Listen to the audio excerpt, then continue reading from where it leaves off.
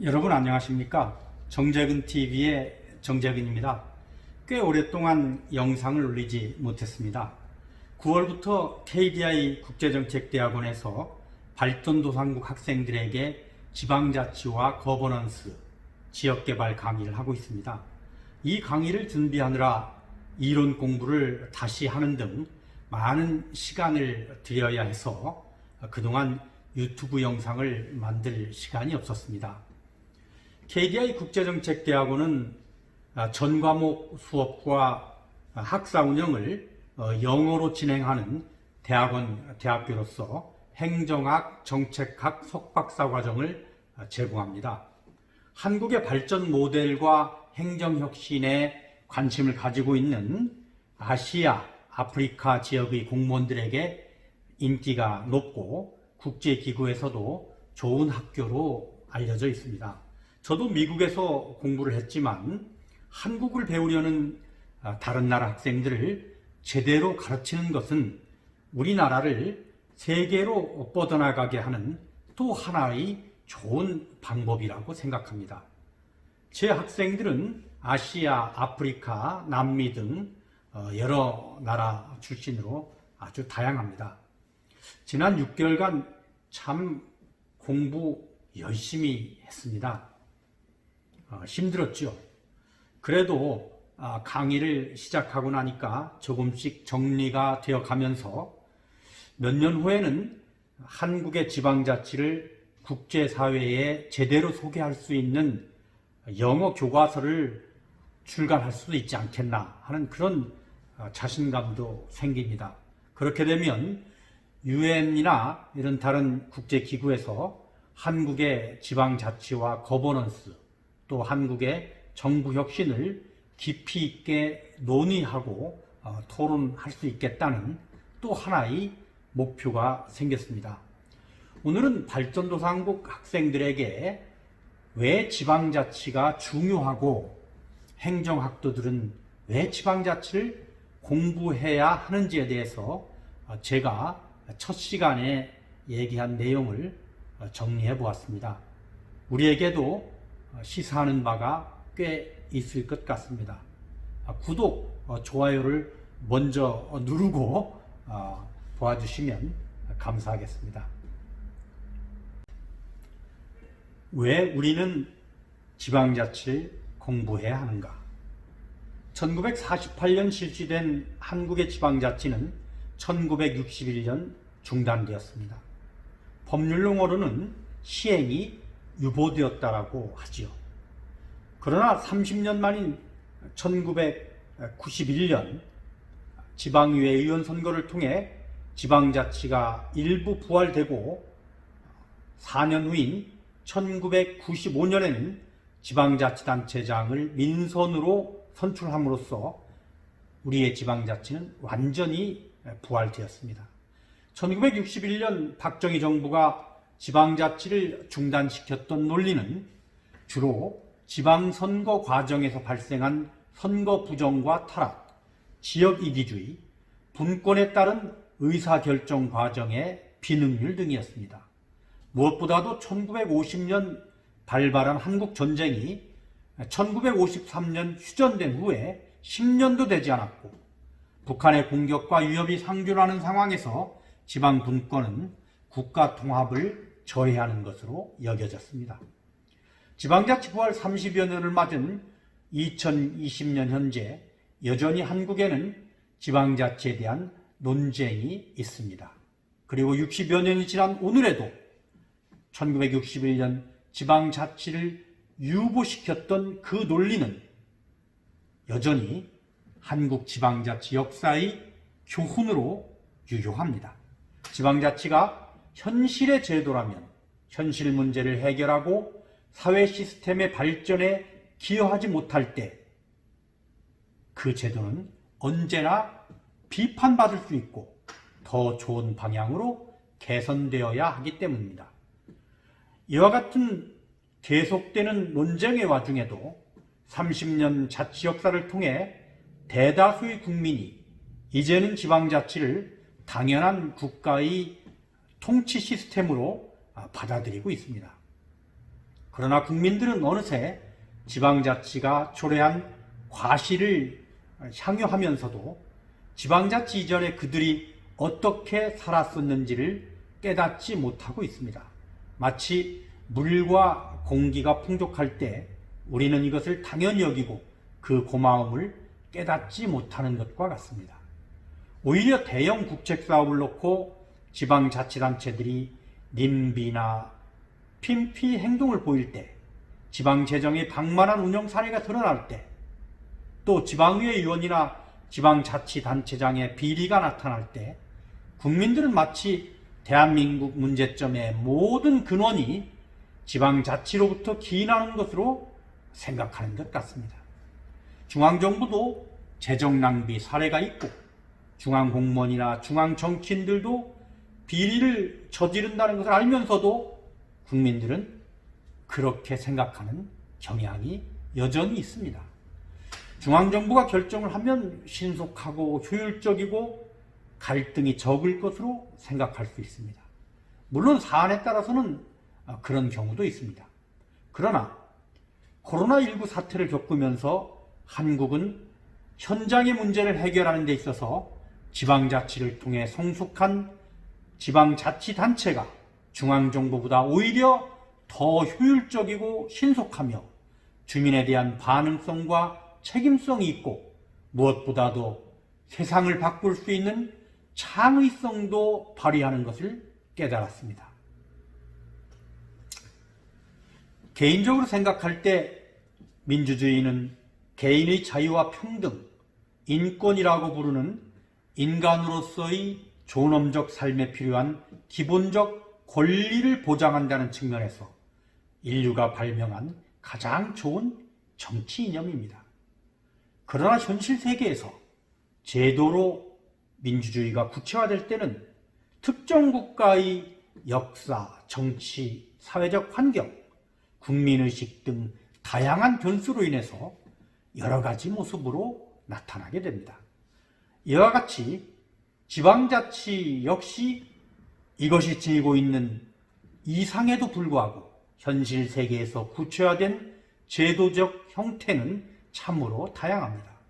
그래서 혹자는 지방자치는 없고 지방정부 또는 지방자치단체만 존재한다고 생각할 수도 있습니다.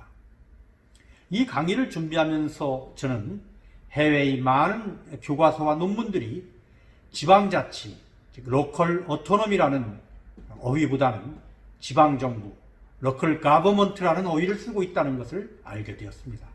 예컨대 영국의 지방자치와 정부에 관한 책으로서 5판까지 출간된 데이빗 윌슨과 크리스 게임의 책도 Local Government in the United Kingdom이지 Local Autonomy in the United Kingdom이 아닙니다.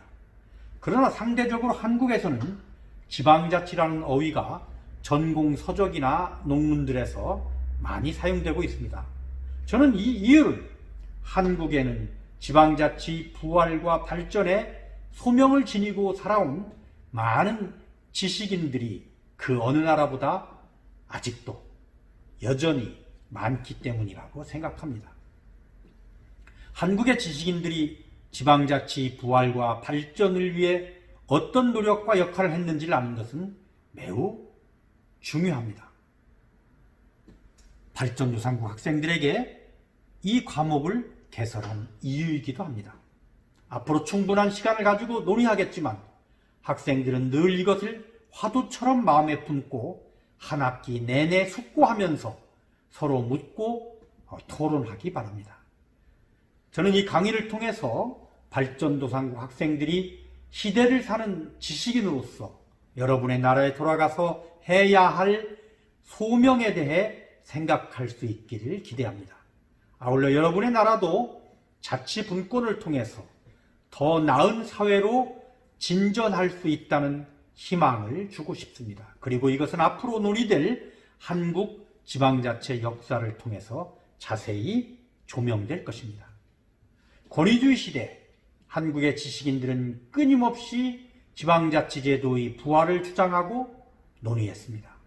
풀뿌리 민주주의 완성을 위해서 또 중앙집권적 권위주의 국가체제가 지니고 있는 한계를 극복하고 한 발짝 더 내딛기 위해서는 당장의 부작용을 두려워하지 말고 자치와 분권을 되살려야 한다고 주장했습니다. 한때 암울한 시도처럼 보였던 이러한 노력은 시대의 진전에 따라서 1980년대 후반 민주화를 열망하는 국민과 정치인들을 얻게 되었고, 이때부터 지방자치는 사회적 담론으로 자리매김하게 되었습니다. 그리고 그 후 몇 년 안에 기적처럼 한국은 이 담론을 이루어냈습니다. 저는 사회의 지도자는 사회적 담론을 만들어내고 적절한 기회에 이 담론을 실현해낸 사람이라고 생각합니다. 그래서 저는 발전도상국에서 온 학생들이 지방자치를 여러분 사회의 담론으로 형성시키는 데 기여하는 지도자가 되기를 희망합니다. 그런 지식인이 되기를 희망합니다. 사회적 담론이란 사회를 구성하는 사람들이 가장 관심을 갖고 활발히 논의하는 주제입니다. 즉, 사회적 담론은 특정 시대 그 사회를 관료하는 사회 구성원의 집단적 관심사의 표출이라고 보면 됩니다. 많은 경우 사회적 담론은 정부의 정책으로 채택되어서 법 제도의 개선과 예산의 투입까지 연결이 됩니다. 그런데 이러한 사회적 담론은 우리에게 사회 구성원의 관심사나 문제의식을 보여주는 것을 뛰어넘어 중요한 또 다른 의미를 지니고 있습니다.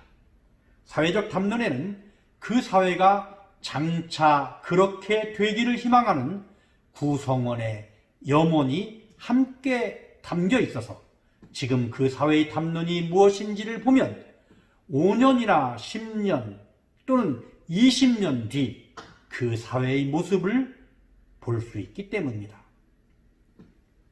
너의 미래 모습은 네가 현재 어떻게 생각하고 행동하는지에 달렸다는 것과 같은 이치가 되겠지요. 이처럼 사회적 담론은 사회 구성원의 현재 행위를 유도함으로써 미래 그 사회의 모습을 결정하는 요인으로 작용합니다. 그래서 지금 사회의 시대적 환경이 진취적인 특정 생각이나 이념을 받아들일 수 없다고 해서 사회 구성원 대다수가 당장의 째째한 문제만 얘기하고 미래를 향한 진취적이고 도전적인 발전 이슈를 외면한다면 그 사회의 밝은 미래는 없습니다. 특히 한국 사회를 변화시켰던 사회적 담론은 문제의 제기로 끝나지 않고 이를 극복해야 하고 또 극복할 수 있다는 긍정과 희망의 담론이었습니다. 1960년대와 70년대 온 국민이 우리도 잘 살 수 있다고 얘기하고 나던 그 담론으로 한국은 반만 년에 걸친 빈곤에서 벗어날 수 있었습니다. 1980년대 한국 사회를 지배하던 민주주의 담론은 끝내 정치 민주화를 이끌어냈습니다. 곧이어 한국 국민은 풀뿌리 민주주의를 외쳤고 지방자치를 도입했습니다. 국제통화기금으로부터 관리를 받던 이른바 외환위기 때는 우리가 뭉쳐서 이것을 기필코 극복해야 한다는, 반드시 극복할 수 있다는 사회적 담론을 통해 전 국민을 아우르는 금반지 기부 열풍을 이끌어냈고 결국 한국은 그 엄혹한 경제위기를 극복했습니다. 물론 지방자치가 사회 문제를 해결하는 만병통치약은 아닙니다. 더욱이 아무리 고귀한 이념도 현상에서 제도로 구체화될 때 그것은 장단점을 여실히 지닌 옹호와 비난의 객체가 됩니다. 민주주의, 공산주의, 사회주의, 자본주의 등이 그러한 것처럼 또 그랬던 것처럼 지방자치도 그러합니다. 그러나 행정학도는 지방자치 이전과 이것이 구체화된 현실 제도의 장점과 단점에 대해 속속들이 공부하고 알아야 합니다. 여러분은 저와 함께 한국지방자치의 역사와 현재, 미래를 공부하면서 이것을 해낼 것입니다. 나는 한국의 지방자치가 다른 나라의 지방자치보다 우월하다고 생각하진 않습니다. 그러나 적어도 한국인들은 한국의 특성에 맞는 지방자치를 만들어 오고 있습니다.